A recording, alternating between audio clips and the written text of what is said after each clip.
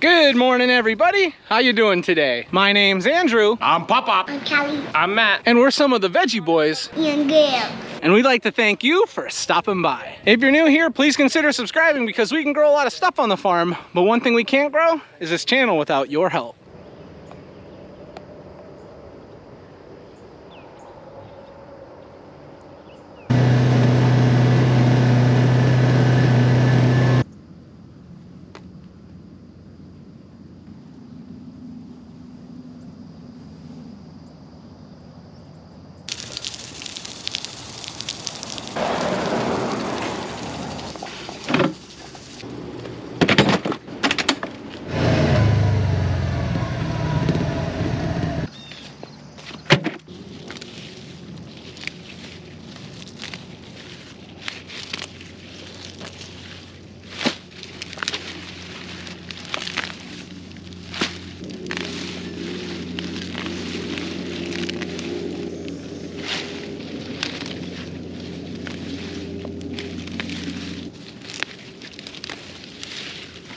Something was eating that one.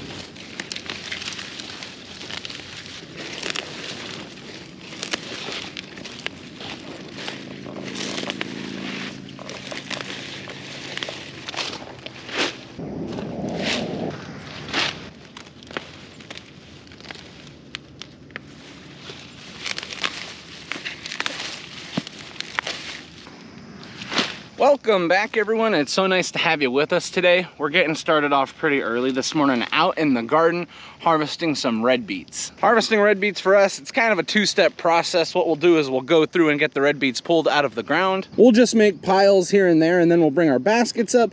And then step two is taking the tops off of the red beets and just getting the red beets put into the basket. We've been doing our best to try and stay on top of the red beets. We've been harvesting as much as we can, but as you guys could imagine, we're getting pretty busy. But even though we've been busy, we've got orders that we're trying to fill. And when it comes to harvesting red beets, there's only one rule. Don't pick Grammy's red beets. And I'm staying far away from Grammy's red beets this morning. But it's not too hard to find red beets. This is what we're looking at, and they are beautiful. I've been pulling red beets for about 15-20 minutes now. So since I have two really decent sized piles, I'm gonna go through and pull the tops off of our red beets and put them into 3 different baskets. I have a small, medium, and large. So with the smalls, I'm doing anything about golf ball size, that's going in there. In the mediums, I'm doing like a little bit bigger than golf ball to like baseball size. And then anything bigger than that is going in the large basket.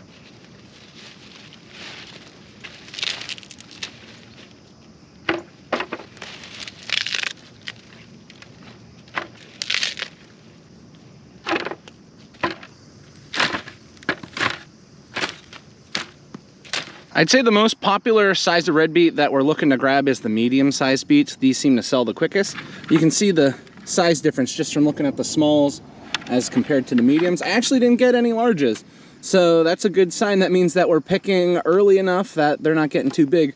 I'd say the large ones are the least popular, and then the small ones, they're pretty popular, but not near as much as the mediums. Usually what you'll see when you have larger beets, that means more work for canning. And when you have the smaller beets, yeah, that means a lot of work as well. So the medium beets are a good middle ground, and that seems to be what sells the best. So that's what we try and grab. Finding some large beets over here.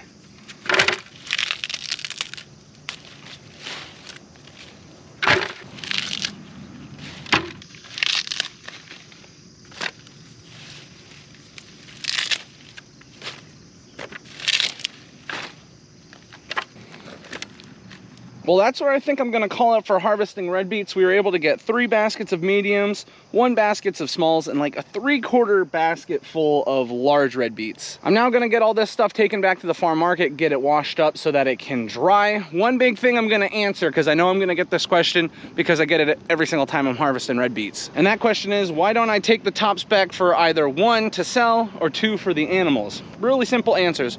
1, for whatever reason, the red beet tops don't sell in our local area. And 2, I just don't feel that the effort is warranted bringing all this stuff back to the chickens. Our chickens get plenty of treats, and these leaves actually do a lot of good sitting out here in the field. A lot of the nutrients that red beets need to grow are actually found in their leaves. Now we plant red beets here every year, and by composting the leaves back into the soil, it just is added nutrients, it's added organic material that future crops are going to be able to benefit off of. Now we have had special requests in the past for people asking specifically for red beet tops, and if they've wanted it, we've given it to them, but believe me, that's few and far in between, so we don't end up keeping them. We just use them the best way possible, which is back into the fields, more fertilizer. Red beets are all loaded up, ready to go.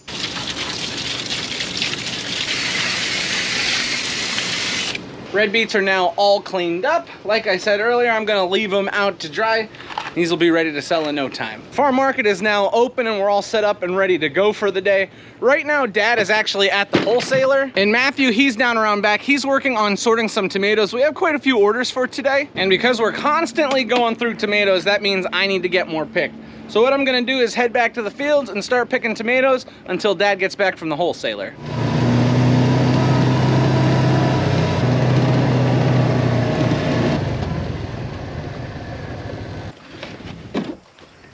We've done a lot of picking recently when it comes to tomatoes. We've been trying to have as thorough of a harvest as possible, so we've been picking through the rows very evenly. And it looks like this end of the field is what needs to be harvested next. So this is where I'm gonna start at.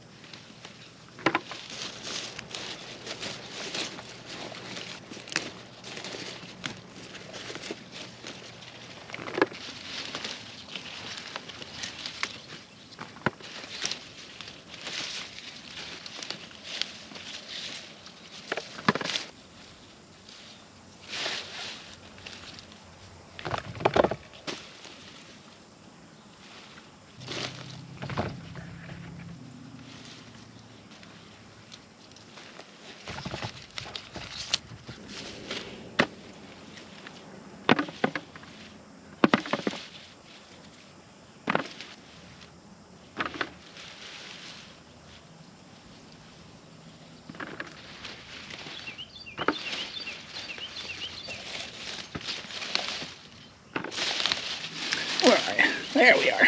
Hiding underneath the plant.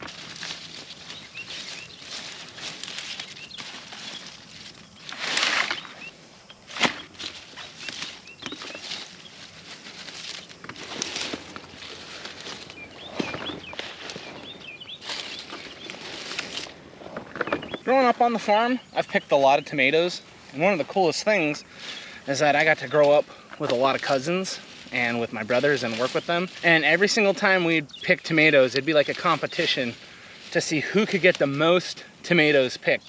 And I remember the first day where I was able to get more tomatoes picked than my dad. That was such an exciting day. You know, maybe he let me win. You know, maybe, we'll just say maybe. But anyway, the whole thing is my cousins and I, my brothers, we would be picking as fast as we could, just trying to get the baskets filled, trying to see who could have the most picked. And every single time we'd finish up, there'd always be someone who would be a little lagging behind. And we'd say, you only picked this many baskets? You know what my dad would always say? Hey, that's 5 baskets I didn't have to pick, or 6 baskets I didn't have to pick. What I'm just trying to help you appreciate is not everybody works at the same speed. So if you're a first-time gardener, or maybe you've been doing this for a while, don't compare yourself when it comes to harvesting or even growing different type of crops, because the number one thing to keep in mind is that not only is everybody different, but also soil conditions are different, elevations are different, seed types are different. So the moral of the story is, when it comes to harvesting, don't compare yourself to others. Whatever you can do is what you can do. And I just like to mention that because we do get a lot of, you know, experienced gardeners watching us, but a lot of first-time gardeners as well. So just whatever you can do is the best you can do, and that's okay. That is okay. Growing up on the farm with all my cousins and brothers, you know, my dad was always sure to make sure that nobody got their feelings hurt while we were picking, which is kind of a funny thing because he did the most smack talking. especially when he was picking. He would let us know when we were picking slow. One of my favorite lines from my dad has always been, if your hands moved as fast as your mouths, we'd be done picking already. That was one of my favorite lines. I'm gonna have to use that on my kids one day. I just know it. And I'm gonna be so excited when I get to.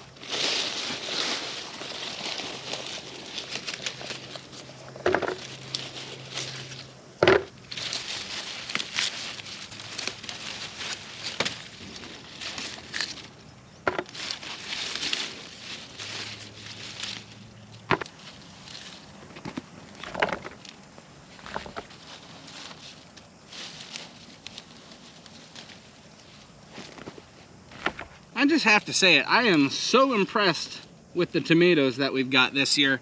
We're having a great year for peppers and a great year for tomatoes, which obviously is a good thing for many different reasons.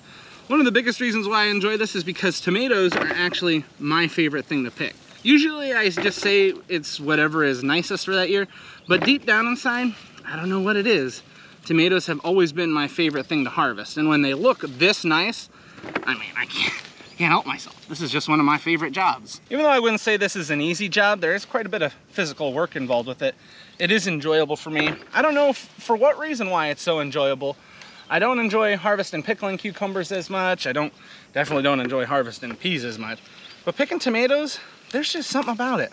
There's just something about it. You know, I love my sauce. That might be one of the biggest reasons. The goal for this year when it comes to tomatoes is basically the same goal that we have every year, is pick off as many as possible. If we can stay on top of the tomatoes, it's gonna be a lot easier for us to fight disease. It's also gonna be a lot easier for us as we start getting more and more storms out of the south, that our tomatoes won't split. If we can keep these ripe ones pulled off, well, we run into less problems with that. That's one of the biggest reasons why we like picking them when they're a little on the pinker side, because it means there's less of an opportunity for the tomato to spoil. The longer you let the tomato sit on the vine, the longer chance it has to spoil. Tomatoes ripen from the inside out, so you can pick them off and they will continue to ripen. That's one of the best things about tomatoes. That's one of the best things we love about tomatoes. It's one of those crops where if you get on top of it early, then you can benefit from it for a very, very long time. There is so many tomatoes here though. It's almost like they're jumping into the basket.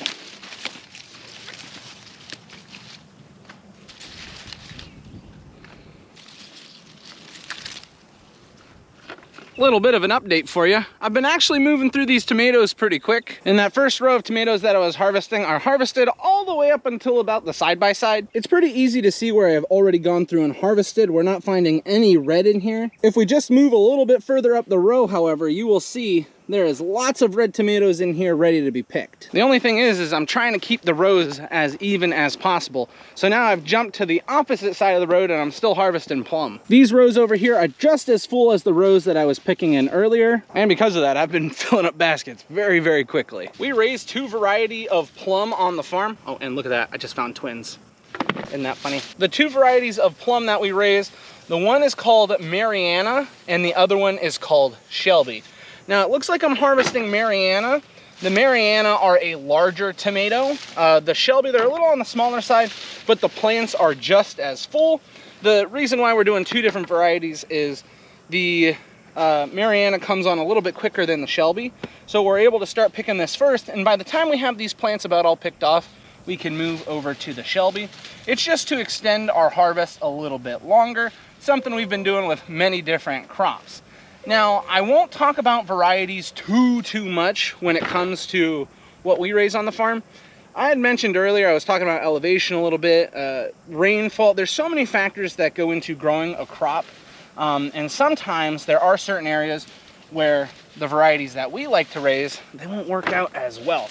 So I always try to be very, very careful when I'm talking about varieties. I try and mention that every time. Just because a certain variety works for us doesn't mean it will work for you. But where we live locally, these Mariana plum tomatoes, whoo, baby, they are nice. For people that are doing a lot of canning, I would have to say they probably enjoy using these Mariana as well. They have a great flavor and they fill up the jars very, very quickly. I just got a call from Dad. He's back from the wholesaler and he needs my help with something back at the farm. So I'm gonna take a break from harvesting tomatoes right now. I didn't move that far into the field and I was already able to get 13 baskets. I'd have to say that's a pretty good harvest so far.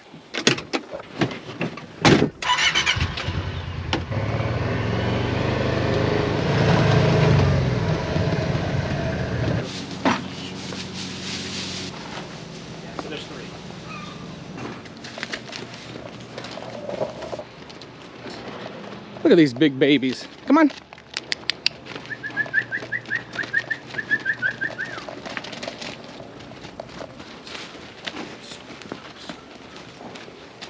Come on. In the back, in the back, in the back. These guys are excited about this. They're not even hanging out with you.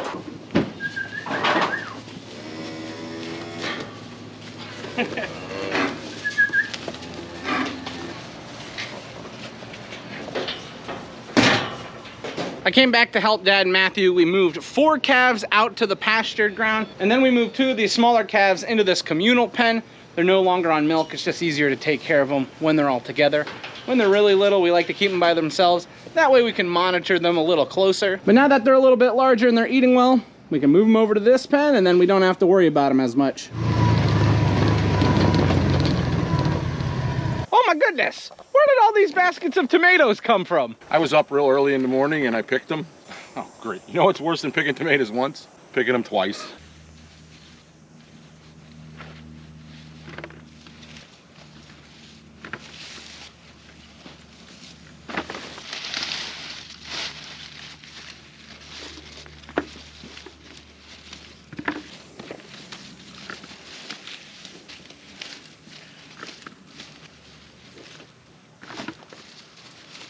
This week's gonna be absolutely beautiful for working.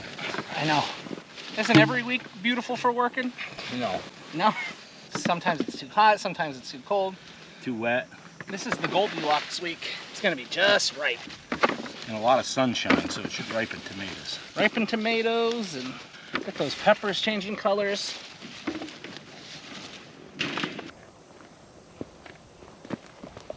What a beautiful sight, seeing all these tomatoes just right next to the road. Look at them all there. Beautiful, beautiful, beautiful, beautiful tomatoes.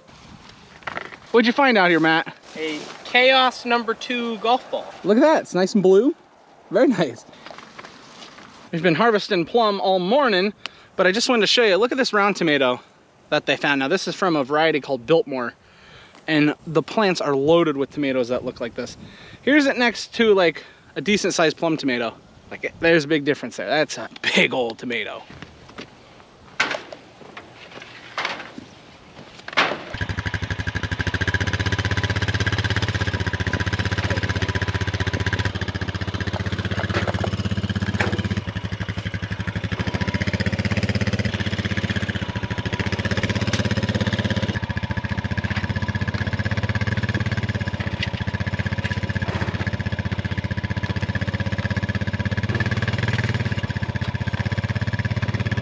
There we have it, an entire wagon filled of plum tomatoes.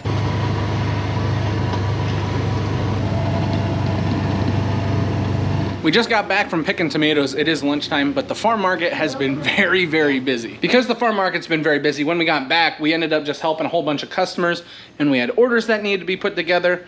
But for lunch today, we've got an amazing spread. Grammy has BLTs prepared for us. The heirloom tomatoes are ours, and then we've also got some spicy green tomatoes.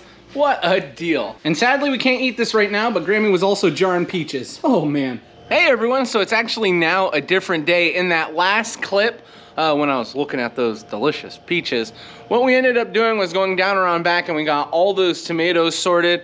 We went through all the tomatoes that we had picked, and we had a decent amount for people that were looking to come pick up tomatoes and for orders. And because of that, this is what it looks like in front of the farm market this morning.